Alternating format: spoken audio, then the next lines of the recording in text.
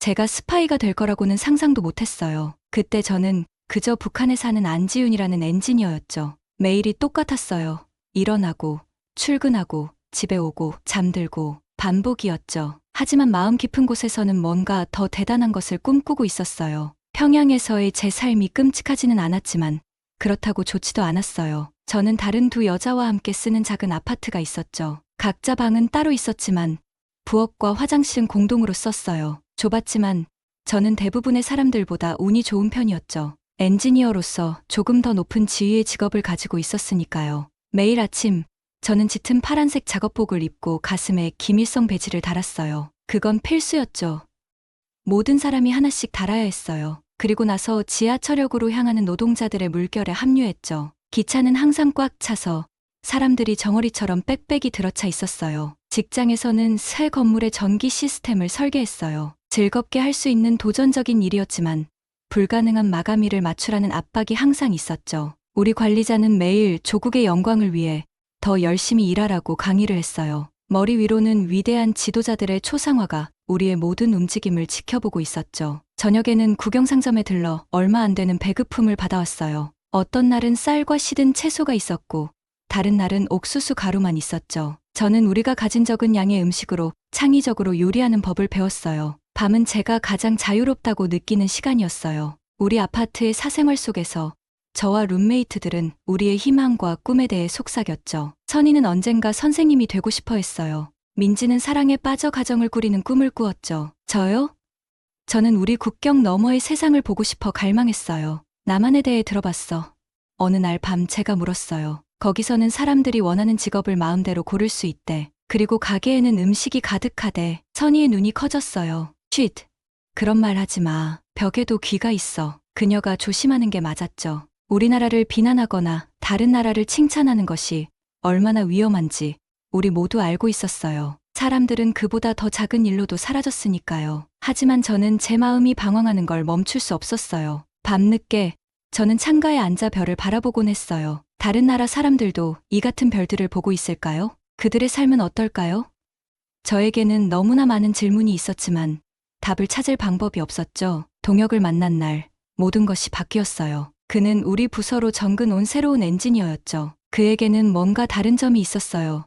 눈빛의 반짝임, 발걸음의 활기 같은 거요. 그는 우리처럼 고개를 숙이고 질질 끌며 걷지 않았어요. 어느 날 그가 제가 쳐다보고 있는 걸 발견하고 윙크를 했어요. 저는 재빨리 시선을 돌렸고 심장이 쿵쾅거렸죠. 나중에 그는 휴게실에서 저를 붙잡았어요. 당신도 다르군요.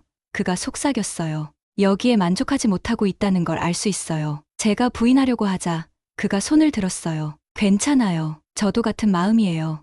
혹시 떠나는 것에 대해 생각해 본 적 있나요? 제 숨이 목에 걸렸어요. 이게 함정일까요?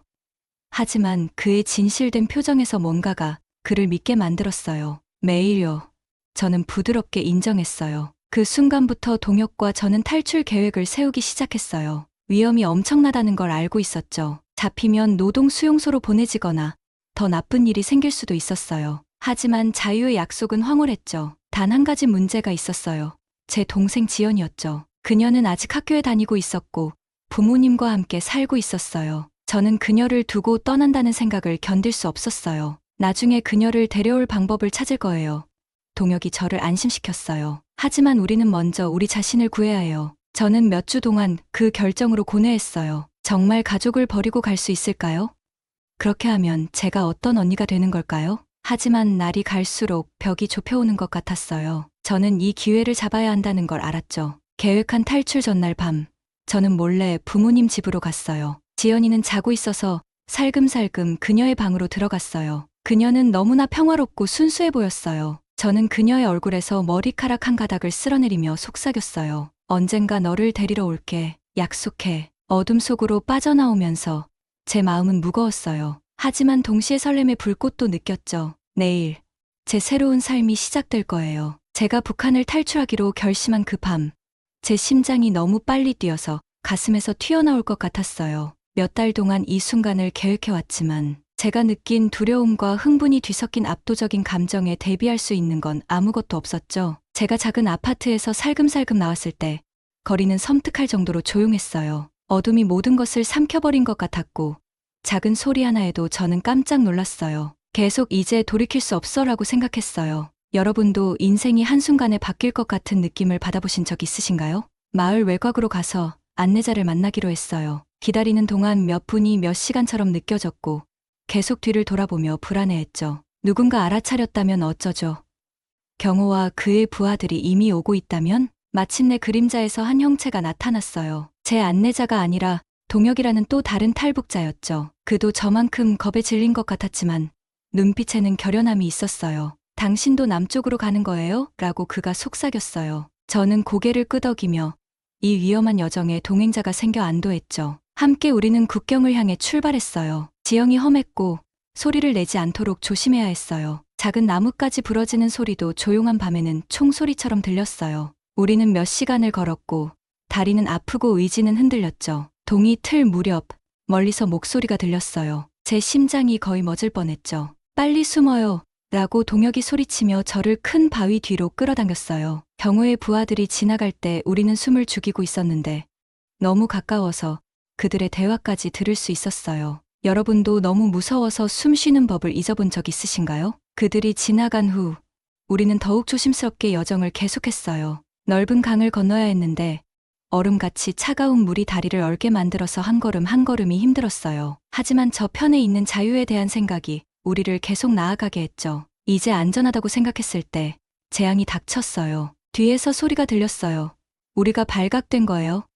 동혁이와 저는 할 수 있는 한 빨리 달렸어요. 폐가 타는 것 같고 다리는 납덩이 같았지만요. 추격하는 소리가 점점 가까워졌어요. 절박한 순간 우리는 빽빽한 덤불 속으로 뛰어들었어요. 가시가 살을 긁었지만 우리는 더 깊숙이 파고들었죠. 경호의 부하들이 주변을 수색하는 동안 우리는 거의 숨도 못 쉬고 누워 있었어요. 그들이 떠날 때까지 몇 시간이나 지난 것 같았고 그 후에도 우리는 확실히 하기 위해 더 오래 기다렸어요. 지치고 흔들린 채로 여정을 재개하면서 동혁이가 자신의 이야기를 들려줬어요. 그는 북한에서 교사였는데 자유롭게 말할 수 있는 곳을 꿈꿨대요. 그의 말은 제가 왜 모든 것을 걸고 있는지 상기시켜 줬어요. 나은 삶을 위해, 그리고 언젠가는 제 동생 지연이도 안전하게 데려오기 위해서죠. 국경으로 가는 마지막 구간이 가장 힘들었어요. 우리는 지치고 배고프고 계속 긴장하고 있었죠. 하지만 마침내 남한으로 넘어왔을 때 말로 표현할 수 없는 안도감이 저를 덮쳤어요. 우리는 해냈어요. 하지만 우리의 여정은 아직 끝나지 않았어요. 우리는 수용소로 옮겨졌고 거기서 민수라는 친절해 보이는 남한 정보요원을 만났어요. 그는 우리가 이제 안전하다고 했지만 저는 경호의 영향력이 여기까지 미칠지도 모른다는 느낌을 떨쳐낼 수 없었어요. 그때 우리는 혜진을 만났어요. 북한 탈북자들을 돕는 운동가였죠. 그녀의 따뜻한 미소와 부드러운 말에 처음으로 진정한 환영을 받는다고 느꼈어요. 이제 집에 오셨어요. 라고 그녀가 말했고 저는 그 말을 너무나 믿고 싶었어요. 그날 밤 진짜 침대에 누워 지금까지 있었던 일들을 곱씹었어요. 자유를 얻었지만 길을 잃은 것 같았죠. 새로운 삶은 어떨까요? 지연이를 다시 볼 수 있을까요?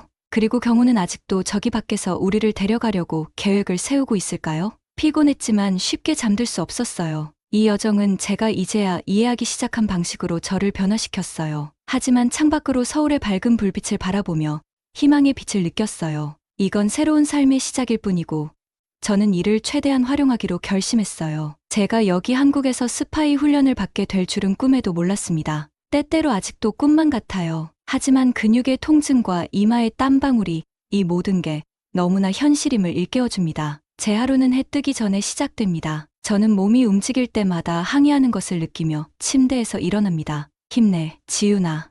저는 스스로에게 중얼거립니다. 넌 할 수 있어. 이게 제 일상적인 주문이 되었죠. 훈련 시설은 콘크리트와 강철로 된 미로예요. 복도를 걸으며 저는 북한에 남겨두고 온 허물어져가는 건물들과 얼마나 다른지 생각하지 않을 수 없어요. 모든 것이 너무 효율적이에요. 제 남한 핸들러인 민수 씨가 훈련실에서 저를 기다리고 있습니다. 그의 표정은 진지하지만 그의 눈에서 격려의 빛을 포착할 수 있어요. 오늘도 준비됐나요, 지윤 씨?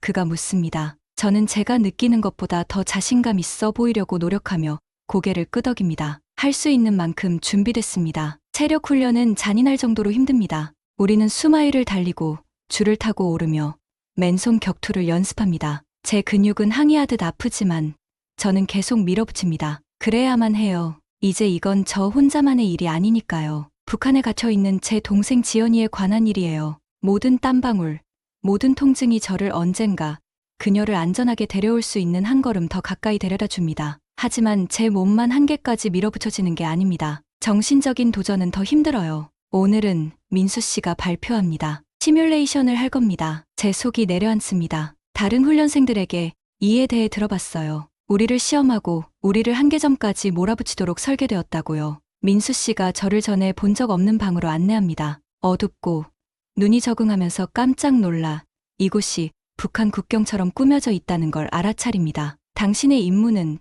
민수 씨가 설명합니다. 탈출하는 겁니다. 실제 생활에서 했던 것처럼요. 가슴에서 공포가 올라오는 걸 느낍니다. 제가 할 수 있을지 모르겠습니다.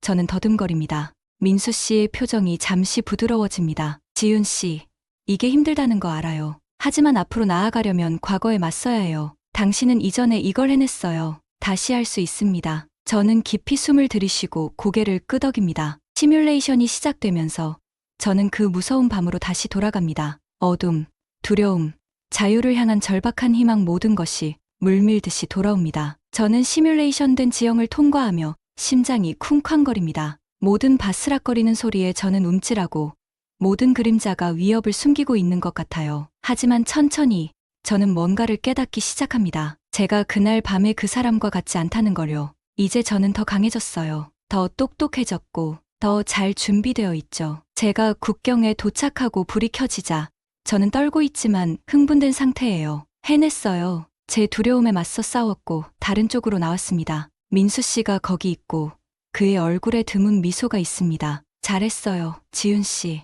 많이 성장했네요. 그날 나중에 저는 제가 남한 생활에 적응하는 걸 돕고 있는 활동가 혜진 씨를 만납니다. 그녀는 제가 시뮬레이션 경험을 이야기하는 걸 듣습니다. 정말 무서웠겠어요.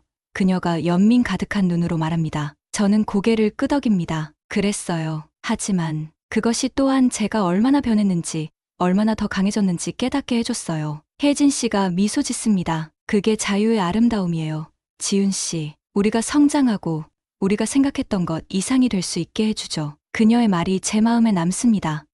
자유, 아직도 너무나 새로운 개념이에요. 북한에서는 우리 삶의 모든 면이 통제되었죠. 하지만 여기서는 제 스스로 선택하는 법을, 제 판단을 믿는 법을 배우고 있어요. 주가 지나면서 저는 제 자신이 변하고 있음을 느낍니다. 훈련은 여전히 힘들지만 매일 더 나아지고 있어요. 더 빨라지고, 더 강해지고, 더 자신감 있어졌죠. 하지만 그보다 더 저는 신뢰하는 법을 배우고 있어요. 마음을 여는 법을요. 쉽지 않아요.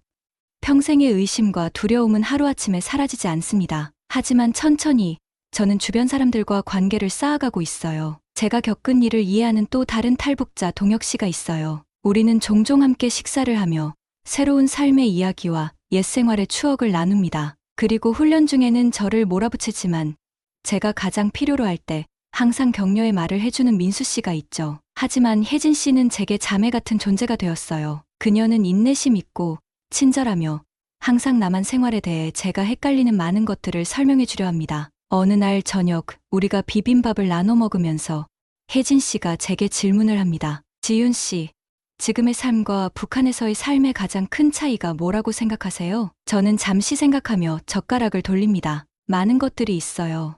저는 천천히 말합니다.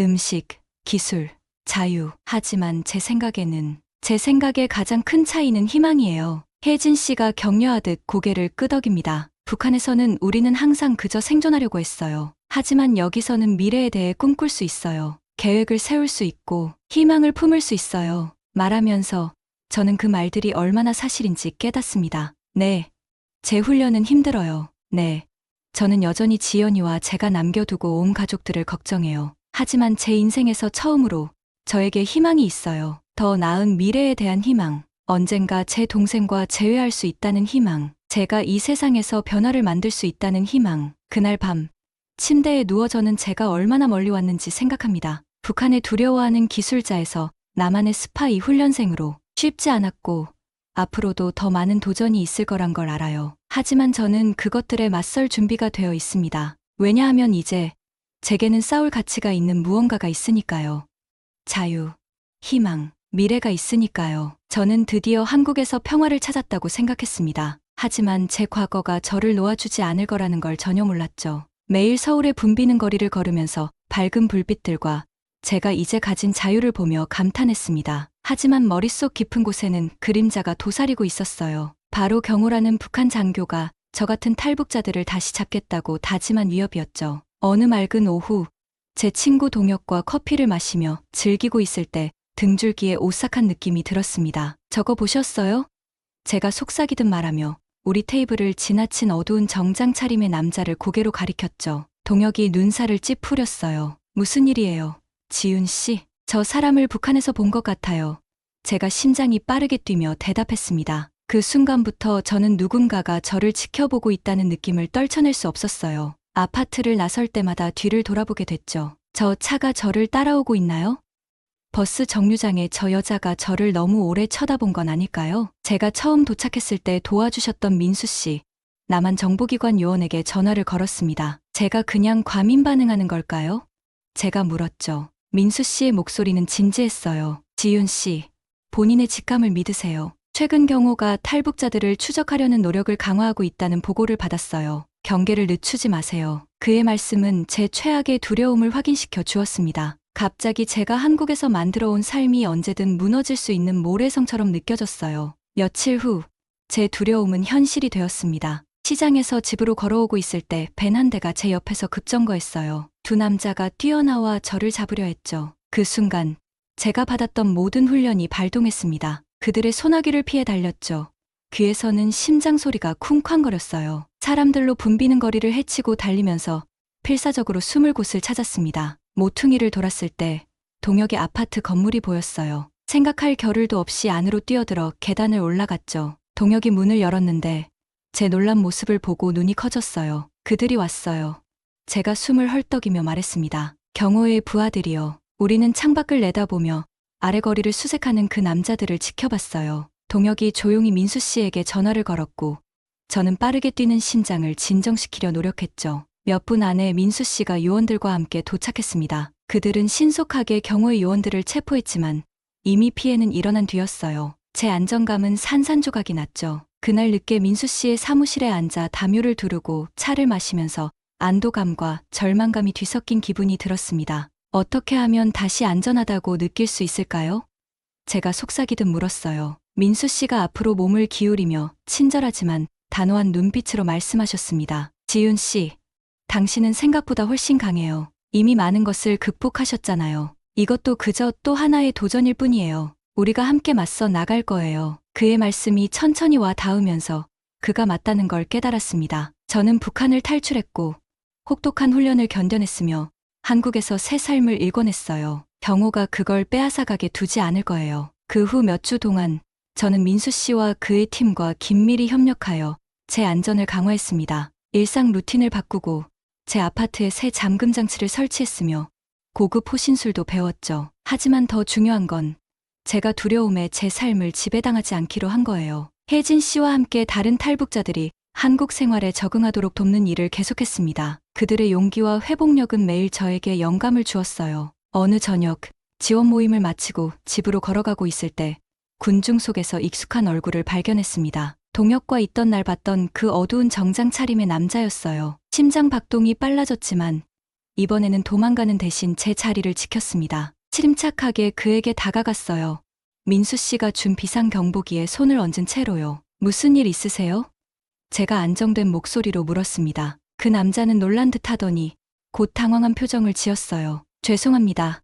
그가 강한 남한 사투리로 말했습니다. 저를 다른 사람과 착각하신 것 같아요. 그냥 제 아내를 기다리고 있었어요. 마치 신호라도 받은 듯 한 여자가 다가와 그의 팔을 잡았어요. 그들은 걸어갔고 저는 그 자리에 서서 복잡한 감정에 휩싸였습니다. 그 순간이 전환점이었어요. 경호의 위협은 실제하지만 그것이 저를 두려움으로 마비시키게 둘 순 없다는 걸 깨달았습니다. 이제 한국은 제 집이고 저는 자유롭게 그리고 끊임없는 공포 없이 살 권리가 있어요. 그날 이후로 저는 매일을 새로운 결심으로 맞이했습니다. 네, 여전히 경계는 했지만 동시에 제 새로운 삶을 온전히 누리도록 허용했어요. 친구 관계를 더 깊게 만들고 일에 몰두했으며 심지어 기타도 배우기 시작했죠. 북한에서는 감히 꿈꾸지도 못했던 일이에요. 제 과거의 그림자는 항상 거기 있겠지만 더 이상 저를 정의하지 않아요. 저는 안지윤, 생존자이자 친구이고 조력자이며 자유로운 여성입니다. 그 누구도, 심지어 경우라도 그것을 빼앗아갈 순 없어요. 지금 이렇게 글을 쓰면서 여러분께 묻고 싶습니다. 여러분도 압도적으로 보이는 두려움에 직면한 적이 있나요? 그것을 극복할 힘을 어떻게 찾으셨나요? 기억하세요. 우리의 과거가 우리를 형성할 순 있지만 우리를 통제할 필요는 없어요. 우리 모두는 한 번에 한 걸음씩 용기 내어 나아가며 우리만의 이야기를 써나갈 힘이 있습니다. 서울의 작은 아파트에서 나왔을 때 활기 넘치는 거리가 여느 때와 같은 에너지로 저를 맞이했어요. 제가 한국에 온 지 6개월이 지났는데도 매일이 새로운 모험 같았죠. 밝은 네온사인들, 길거리 음식 냄새, 주변 사람들의 제잘거림, 모든 것이 북한에서의 제 삶과는 너무나 달랐어요. 지윤아, 여기야. 익숙한 목소리가 들렸어요. 동혁이가 길 건너편에서 손을 흔들고 있었죠. 저는 웃으며 손을 흔들어주고 신호등이 바뀔 때까지 기다렸다가 건너가 그를 만났어요. 또 하루 탐험할 준비 됐어? 동혁이가 물었는데 그의 눈은 흥분으로 반짝이고 있었어요. 저와 마찬가지로 그도 여전히 한국이 주는 자유와 기회에 적응하고 있었죠. 당연하지. 제가 대답했어요. 가슴이 설렘으로 두근거렸죠. 오늘은 어디로 가는 거야? 걸어가면서 저는 제 삶이 얼마나 많이 바뀌었는지 놀라지 않을 수 없었어요. 북한에서는 매일이 생존을 위한 투쟁이었는데 여기서는 탐험하고 배우고 미래를 꿈꿀 수 있는 여유가 있었죠. 있잖아. 제가 동혁이에게 말했어요. 가끔은 우리가 정말 여기 있다는 게 믿기지 않아. 어렸을 때의 우리가 지금의 우리를 볼 수 있다면 뭐라고 할까? 동혁이가 웃었어요. 아마 믿지 못할 거야. 우리가 처음 왔을 때 얼마나 무서워했는지 기억나? 저는 고개를 끄덕였어요. 그 첫 몇 줄을 떠올리며요. 모든 것이 너무 압도적으로 느껴졌었죠. 기술, 풍부한 음식, 우리 스스로 선택할 수 있는 자유. 하지만 민수 씨, 우리의 한국정보요원과 탈북자들을 돕는 활동가인 혜진 씨가 매 순간 함께 해주셨어요. 마치 신호라도 받은 듯 민수 씨에게서 메시지가 왔어요. 적응은 잘 되고 있나요? 내일 미팅 잊지 마세요. 저는 미소 지으며 빠르게 답장을 보냈어요. 민수 씨는 단순한 멘토 이상이었어요. 제게는 없었던 형 같은 분이셨죠. 새로운 삶에 적응하는 동안 그분의 조언은 정말 소중했어요. 지윤아, 봐봐. 동혁이의 흥분된 목소리에 생각에서 깨어났어요. 그는 탈북자를 위한 무료 한국어 수업을 광고하는 포스터를 가리키고 있었어요. 우리도 신청해야 해. 구직에 정말 도움이 될 거야. 저는 열정적으로 고개를 끄덕였어요. 일자리를 찾는 것이 우리의 다음 큰 도전이었지만 저는 성공하겠다고 다짐했어요. 북한에서 저는 기술자였지만 여기서는 다시 한번 제 자신을 증명해야 했죠. 두렵기도 했지만 동시에 흥분되기도 했어요. 제 인생에서 처음으로 제 길을 스스로 선택할 자유가 있었으니까요. 계속 걸어가면서 우리 또래의 학생들이 웃고 떠드는 모습을 보았어요. 북한에 있는 여동생 지연이가 생각나 가슴이 아팠어요. 그 애는 안전할까? 행복할까? 지연이에 대한 생각이 저를 계속 나아가게 했어요. 여기서 더 나은 삶을 만들어 언젠가는 지연이도 도울 수 있기를 바라며 결심을 다졌죠. 야, 동혁이가 제 기분 변화를 눈치채고 부드럽게 말했어요. 지연이 생각하는 거야? 저는 고개를 끄덕였어요. 그가 이해해 주어 고마웠죠. 그냥 걔가 괜찮기를 바라. 이 모든 걸 얘한테 말해줄 수 있으면 좋겠어. 동혁이가 위로하듯 제 어깨를 꼭 잡았어요. 지윤아, 우리가 지연이도 도울 방법을 찾을 거야. 한 번에 한 걸음씩이잖아. 기억해. 그의 말은 혜진 씨가 자주 하시던 말을 떠올리게 했어요. 혜진 씨는 제게 언니 같은 분이셨죠. 항상 따뜻한 말씀이나 지혜로운 조언을 해주셨어요. 당신의 여정은 탈출로 끝나지 않아요. 그녀는 말하곤 했죠. 새로운 삶을 만들고 다른 이들도 그렇게 할 수 있도록 돕는 거예요. 그 기억에 힘을 얻어 저는 어깨를 펴고 동혁이에게 말했어요. 내 말이 맞아. 그리고 첫 번째 단계는 우리가 여기서 가진 모든 기회를 최대한 활용하는 거야. 마치 도시 자체가 저와 동의하는 것처럼 우리는 모퉁이를 돌아 분주한 시장에 도착했어요. 색깔, 소리, 냄새가 거의 압도적이었죠. 노점상들이 물건을 외치고 구운 고기와 향신료 냄새가 공기를 가득 채웠으며 보는 곳마다 사람들이 자유롭게 삶을 살아가고 있었어요. 와, 저는 숨을 내쉬며 모든 것을 받아들였어요. 이런 걸 보는 게 익숙해질 것 같지 않아. 동혁이가 웃었어요. 우리가 절대 익숙해지지 않았으면 좋겠어. 이게 얼마나 놀라운 일인지 항상 감사하고 싶어. 우리는 그날 나머지 시간을 시장을 둘러보고 새로운 음식을 시도하고 인내심 많은 상인들과 한국어를 연습하며 보냈어요. 해가 지기 시작하며 도시에 따뜻한 빛을 들이울 때 우리는 집으로 돌아가는 길을 나섰죠. 오늘 좋은 날이었어. 저는 만족스럽고 희망에 찬 기분으로 말했어요. 동혁이도 동의하며 고개를 끄덕였어요. 지윤아, 여기서의 매일이 좋은 날이야. 우리는 자유로우니까. 동혁이와 작별 인사를 하고 제 아파트로 들어가면서 저는 감사함이 밀려오는 것을 느꼈어요. 네, 아직 앞으로 도전들이 남아 있었죠. 지연이가 너무 보고 싶었고 경우의 위협에 대한 기억이 가끔 밤에 잠을 설치게 했어요. 하지만 저는 여기 한국에 있었고 저를 이해해주는 친구들과 한 번도 꿈꾸지 못했던 기회들이 있었죠. 창밖으로 반짝이는 서울의 불빛들을 바라보았어요. 지연아, 나 해냈어. 저는 속삭였어요. 언젠가 너도 여기 올 거야. 약속할게. 그 생각과 함께 저는 내일이 가져올 무엇이든 맞설 준비를 하며 잠자리에 들었어요. 한국에서 저는 단순히 자유를 넘어 더 많은 것을 찾았어요.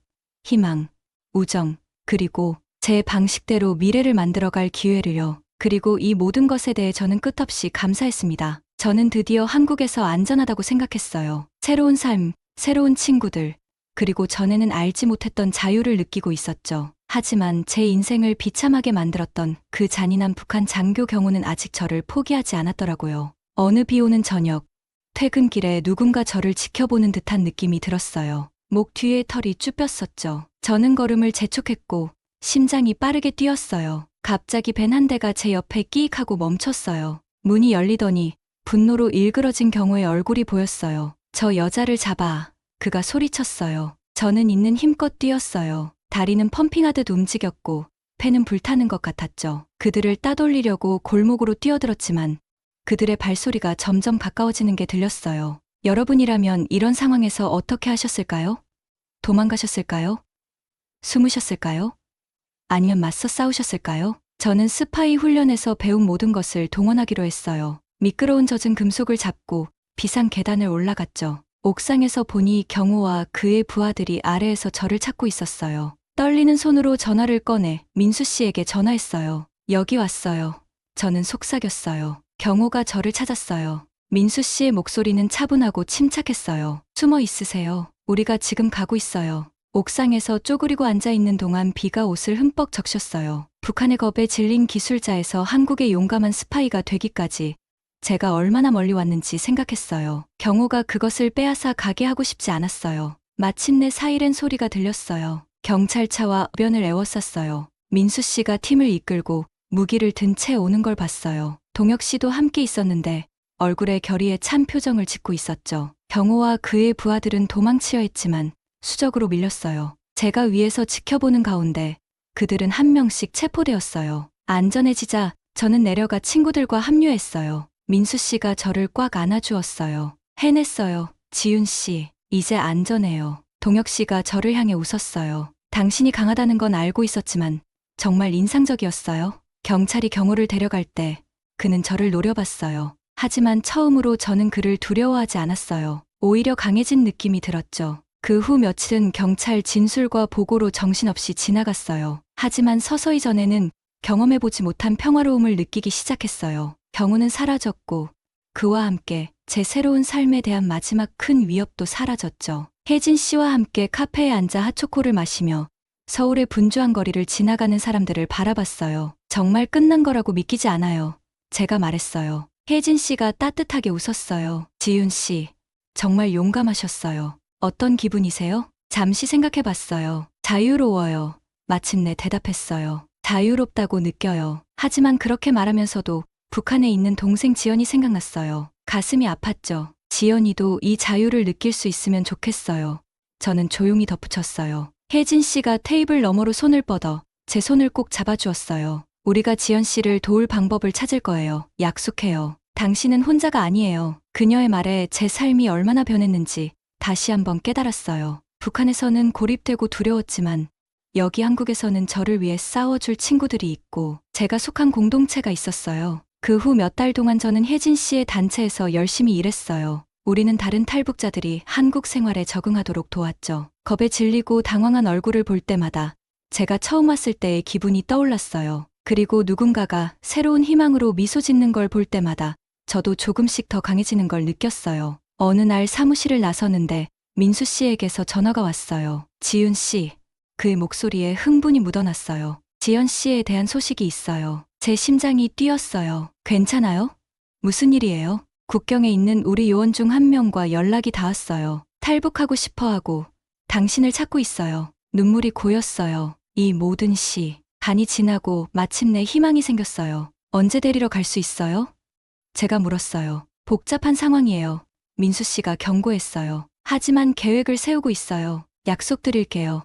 지연 씨를 안전하게 데려오기 위해 우리가 할 수 있는 모든 일을 다 할 거예요. 전화를 끊으며 기쁨과 두려움이 섞인 감정이 들었어요. 지연이가 제가 겪었던 같은 위험한 여정을 한다고 생각하니 무서웠어요. 하지만 그녀가 여기 와서 안전하고 자유롭게 지낼 수 있다는 생각에 희망이 차올랐죠. 그날 밤, 저는 작은 아파트 발코니에 서서 서울의 반짝이는 불빛을 바라봤어요. 북한의 겁에 질린 기술자에서 한국의 자신감 있고 희망에 찬 사람이 되기까지 제가 얼마나 멀리 왔는지 생각했어요. 사귄 친구들, 극복한 어려움들, 그리고 제가 만들어낸 삶에 대해 생각했죠. 그리고 앞으로 무슨 일이 일어나든 제가 준비되어 있다는 걸 알았어요. 지연이를 돕고 다른 탈북자들을 계속 지원하고 앞으로 닥칠 어떤 도전도 받아들일 준비가 되어 있었죠. 한국은 저에게 인생의 두 번째 기회를 주었고 저는 그것을 최대한 활용하기로 결심했어요. 매일이 배우고 성장하고 다른 이들을 돕는 기회였죠. 미래는 밝았고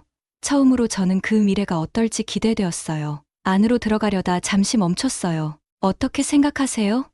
저는 밤하늘에 물었어요. 앞으로 일어날 일들에 대해 준비되셨나요? 그리고 제 마음속에서 그 대답이 네라는 걸 알았어요.